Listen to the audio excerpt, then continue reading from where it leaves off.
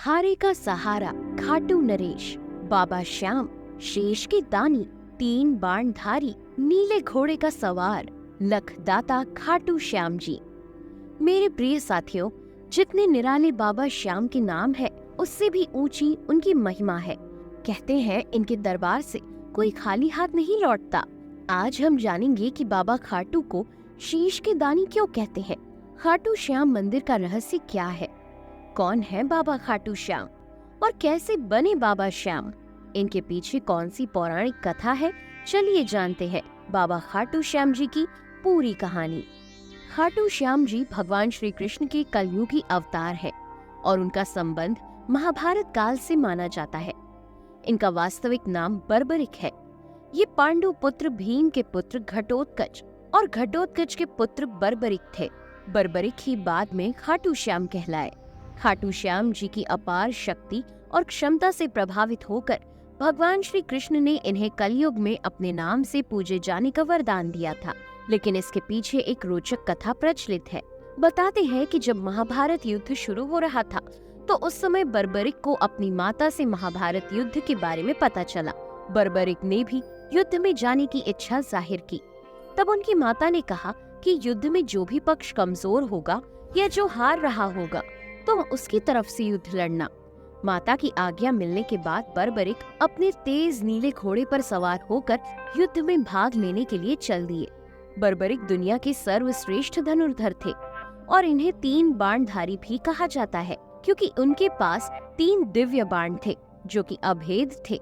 अर्थात ये बाण अपना लक्ष्य भेद कर वापस बर्बरिक के तरकश में लौट आते थे। बर्बरिक इन तीन बाणों की वजह से अजय योद्धा थे।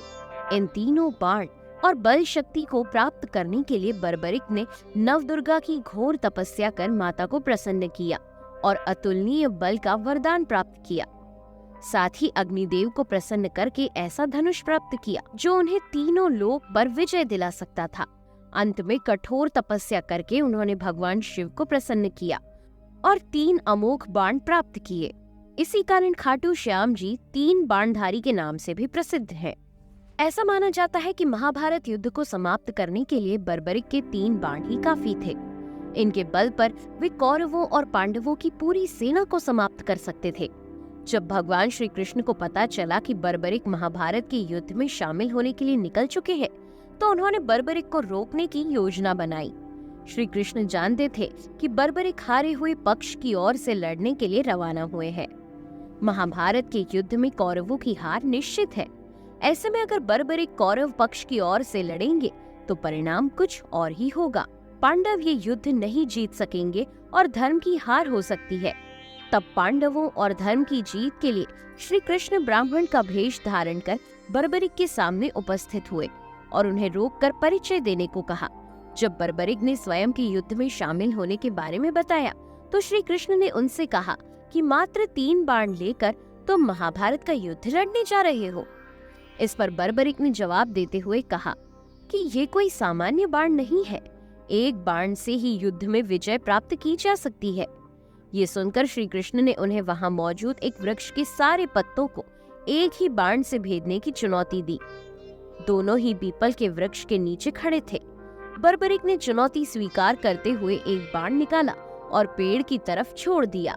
कुछ ही समय में बाण ने एक एक करके पेड़ के सारे पत्तों को छेद दिया। इसी दौरान एक पत्ता टूटकर नीचे गिर गया। कृष्ण जी ने उस पत्ते पर ये सोचकर पैर रखा कि ये छेद होने से बच जाएगा, लेकिन सभी पत्तों को छेदता हुआ वो तीर श्री कृष्ण के पैरों के इर्द गिर्द चक्कर लगाने लगा। तब बर्बरिक ने कहा कि प्रभु, आपके पैर के नीचे एक पत्ता दबा है, कृपया पैर हटा लीजिए, क्योंकि मैंने तीर को सिर्फ पत्तों को छेदने की आज्ञा दी है, आपके पैर को छेदने की नहीं। बर्बरिक के इस चमत्कार को देखकर कृष्ण जी आश्चर्यचकित रह गए। इसके बाद श्री कृष्ण ने बर्बरिक से पूछा कि वो युद्ध में किस ओर से शामिल होंगे। इस पर बर्बरिक ने अपनी माँ को दिए वचन को दोहराते हुए निर्बल और हार रहे पक्ष की ओर से लड़ने की बात कही। भगवान श्री कृष्ण ये बात अच्छी तरह से जानते थे कि बर्बरिक प्रतिज्ञावश हारने वाले का ही साथ देंगे। अगर कौरव हारते हुए नजर आए तो पांडवों के लिए संकट खड़ा हो जाएगा, और यदि पांडव बर्बरिक के सामने हारते नजर आए तो फिर वो पांडवों का साथ देगा। इस तरह वो दोनों तरफ की सेना को एक ही तीर से खत्म कर देगा। तब श्री कृष्ण ने एक हल निकाला। भगवान श्री कृष्ण ने बर्बरिक से दान की इच्छा प्रकट की। बर्बरिक ने कहा, मांगो ब्राह्मण, क्या चाहिए? ब्राह्मण रूपी श्री कृष्ण जी ने कहा कि किंतु तुम दे न सकोगे। इस पर बर्बरिक ने उन्हें दान का वचन दिया और दान मांगने को कहा। तब भगवान कृष्ण ने उनसे कहा, उसका शीश अर्थात सिर का दान मांग लिया। जब भगवान श्री कृष्ण ने शीश का दान मांगा तो बर्बरिक समझ गए कि ये कोई साधारण ब्राह्मण नहीं हो सकता। तब उन्होंने ब्राह्मण रूपी कृष्ण जी से उनके वास्तविक रूप से अवगत कराने का अनुरोध किया। वीर बर्बरिक समझ गए थे कि इस तरह का दान कोई ब्राह्मण नहीं मांगेगा। तब श्री कृष्ण बर्बरिक के सामने अपने वास्तविक रूप में आए। भगवान के कहने पर बर्बरिक अपना शीश देने के लिए तैयार हो गए, लेकिन उन्होंने भगवान से कहा कि मैं महाभारत का युद्ध देखना चाहता हूँ। मैंने सुना है कि इतना बड़ा युद्ध ना तो कभी लड़ा गया और ना ही कभी लड़ा जाएगा। ये अवसर मुझसे मत छीनिए। श्री कृष्ण इस बात के लिए तैयार हो गए। श्री कृष्ण ने कहा कि धड़ से अलग होने के बाद भी तुम्हारा शीश जीवित रहेगा। आंखें सब देख सकेंगी और कान सब सुन सकेंगे। बर्बरिक ने फाल्गुन माह की द्वादशी को अपने शीश का दान दिया था और इस तरह वो शीश के दानी कहलाए। उन्होंने स्वयं अपना शीश काटकर श्री कृष्ण को दान कर दिया। उसके बाद श्री कृष्ण ने एक ऊंचे स्थान पर बर्बरिक का सिर रख दिया, जहां से वो महाभारत का पूरा युद्ध देख सके।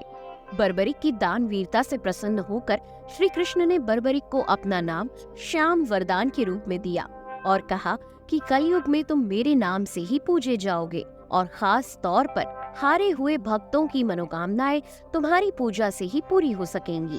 खाटू गांव में शीश होने के कारण वे खाटू श्याम कहलाए। आज खाटू में ही बाबा श्याम का पावन मंदिर है। बताते हैं कि महाभारत युद्ध की समाप्ति के बाद पांडवों में इस बात पर विवाद छिड़ गया कि युद्ध में विजय का श्रेय किसे जाता है। तब श्री कृष्ण ने उनसे कहा कि बर्बरिक का शीश संपूर्ण युद्ध का साक्षी है, इसलिए उससे बेहतर निर्णायक भला कौन हो सकता है। वो ही इसका सही जवाब दे सकता है। सभी इस बात पर सहमत हो गए और जहां बर्बरिक का सिर रखा था वहां चल दिए। बर्बरिक ने कहा कि इस युद्ध में सबसे बड़ी भूमिका श्री कृष्ण की है। पूरी युद्ध भूमि में मैंने सुदर्शन चक्र को घूमते देखा है। श्री कृष्ण ही युद्ध कर रहे थे। हारने वाले भी वही थे और जीतने वाले भी वही थे। बर्बरिक की बातें सुनकर पांचों पांडवों का सिर लज्जा से झुक गया। खाटू श्याम मंदिर का रहस्य।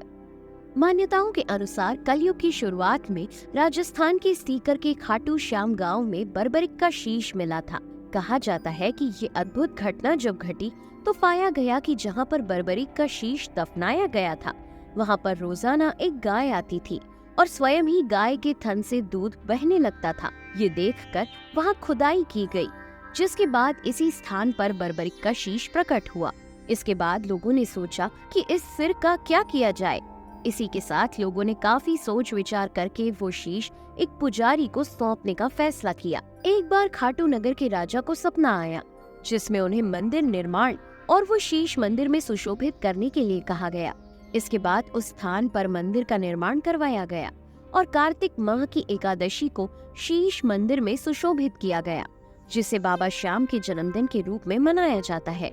खाटू श्याम मंदिर में बर्बरिक यानी श्याम बाबा का शीश सुशोभित करने के बाद से ही यहाँ भक्तों का आना शुरू हो गया। बताती है कि मूल मंदिर 1027 ईस्वी में रूप सिंह चौहान और उनकी पत्नी नर्मदा कंवर द्वारा बनाया गया था। मारवाड़ के शासक ठाकुर के दीवान अभय सिंह ने ठाकुर के निर्देश पर 1720 ईस्वी में मंदिर का जीर्णोद्धार कराया था।